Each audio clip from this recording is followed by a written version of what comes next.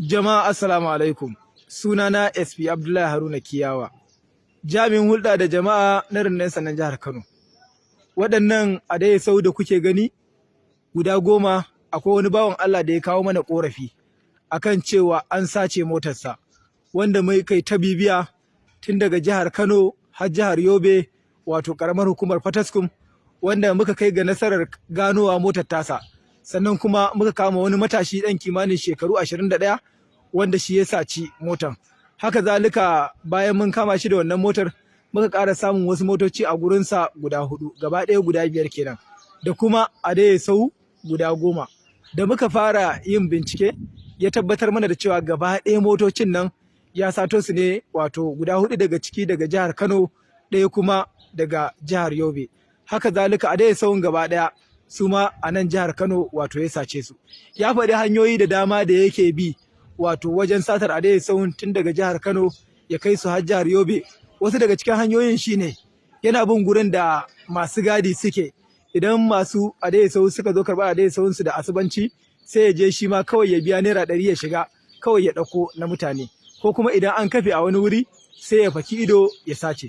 Waɗannan a dai sauran da kuke gani gaba ɗayan su an ɗauko su ne wato daga jihar Yobe ɗaya bayan ɗaya wanda ga su har zuwa wannan lokacin wato an fara bincike a guda ɗaya ne iya tunawa a ina ya samo shi wato wannan mai 313 ɗin ya ce ya sato shi ne a Wafa sauran kuma ya ce ai wurare ne daban-daban da ake ajiye da sau yake sato su. To ga su dai za mu nuna muku su in Allah ya sa masu su sun gani wato sai su zo nan hedikwatar 'yan sanda da ke Bamfai domin su duba. Ga su nan za mu nuna musu tun daga gefe ku duba su saboda abin da suka yi sun goggoge lambobin bayan sun goggoge lambobin sun musu lamba irin ta can. To ga su dai ga wannan shine na farko ga gabansa gashi wannan ma gashi wasu lambobin da suka goge din ba su gama goguwa ba akwai wasu a jiki suka ɗora waɗansu a jiki. To dai ga su ɗaya bayan ɗaya ga wannan ma gashi. Saboda haka al'umma musamman wanda aka yi musu zata na adai sau a wurin da suka kai ajiya ko kuma sun ajiye a wani wurin sai su duba sosai su kuma zo da takaddun wato adai sau nasu wasu ma ga lambobin nasu nan tun na asalin da aka sata ma ba a cire ba. Yawwa wannan ga ta nan lambar miga ce a jihar Jigawa. To gashi dai wannan duk ga su ɗaya bayan ɗaya saboda haka duk wanda ya san an sace masa adai sau musamman a waɗannan wurare wato wurin da mutum ya kai ajiya a gurin masu gadi aka je aka sace ko kuma ya kafe a wani wuri to sai a duba sosai. Haka zalika in an duba za a kira mu a waɗannan lambobi kamar haka wato waɗanda suke bincike domin mutum ya zo ya duba ya taho da takardu da duk wani bayanai da zai nuna cewa wato nasa ne a duba sosai. Sannan kuma duk wanda aka sace wa din musamman wanda na faɗa din wanda suka ajiye a wurin da masu gadi suke sai su kira waɗannan lambobi da zan bayar kamar haka. To wannan ma gashi nan ga lamba nan ta Malam Maduri jihar Jigawa a jiki ga ta. Na san da dama a cikin waɗanda aka sace a dai sau idan sun gani za su iya gane su. Wannan ma gashi ga alamun abubuwa nan da dama wanda mai shi in Allah yadda in ya gani zai iya ganowa duk dai ga su. Wannan ma gashi ko ina da ina gashi. Wannan ma gashi an sa masa lamba ta Borno gashi nan gaba ɗaya.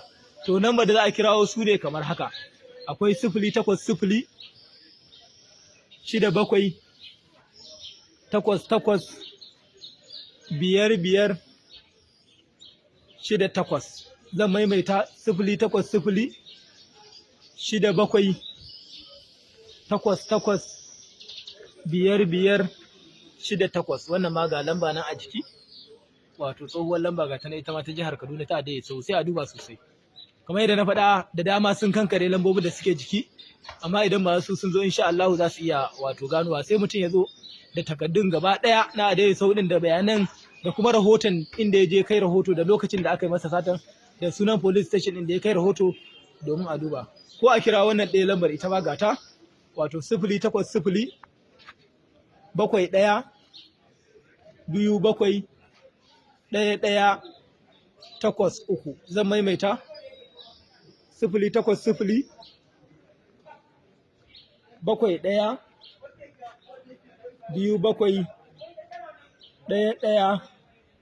27 ko kai tsaye kuma a zo nan hedikwatar 'yan sanda da ke Banfai sashen hulɗa da jama'a ko a ce ofisin PPRO domin wato a kai mutum ya duba. Insha Allah in an kira wannan lambar ma za a ba ku bayanan da ya kamata, kuma idan mutum ya duba in Allah ya sa aka dace wato za a ba shi kayansa. Shi kuma wannan matashi kamar yadda na faɗa an samu motoci guda 5 a wajensa, kuma duka waɗannan motoci ya faɗi inda ya sace su, an nemo masu suma sun zo da takardun, wato wasu ana ci gaba da gudanar da bincike, wasu an ba su kayansu an gamsu, wasu ma ga su nan, wato wasu daga cikin waɗanda ya sato ɗin, wanda duk waɗannan masu su sun zo kuma sun ba da bayani sun kawo takardu. Sannan ga wannan ma ga shi nan, ko Allah zai same shi zai gani. To alhamdulillahi muna godiya da irin gudunmawar da kuke bamu a kowane lokaci. Addu'ar ku da kuke yi mana ita take kai mu ga waɗannan nasarori da muke samu. Mun gode, mun gode, mun gode. Assalamu alaikum.